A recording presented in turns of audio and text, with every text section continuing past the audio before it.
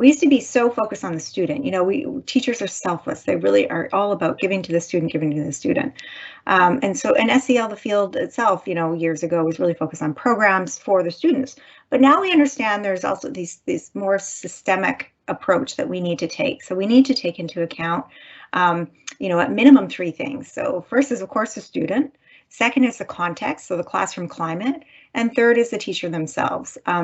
There was a model put forth in 2009 by Tish Jennings and Mark Greenberg, which called the pro-social classroom, where it's a framework which really talks about, how do you get the best outcome for social emotional development and well-being, thinking about implementing the SEL programming. And at the very front is the teacher themselves. So is the teacher socially and emotionally competent? And we've seen research that shows, that if they're not very skilled and effective at delivering that kind of programming.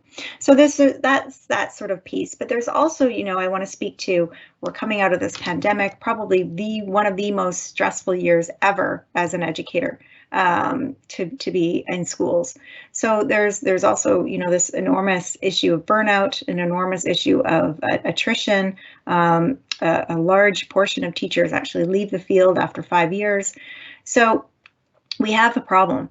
And certainly teacher well-being and teacher self-care is critically important. And I want to really say that it's not solely on the teachers themselves to accomplish this. There is a portion that they can take responsibility for and take initiative and learn how to practice self-care, learn how to manage emotions, learn how to improve their social emotional competencies. Like I said, it's a lifelong pursuit of human development. We can all continue to improve and practice these skills. But there's also, policy and the leadership and decision makers that can put in place pieces that will support educators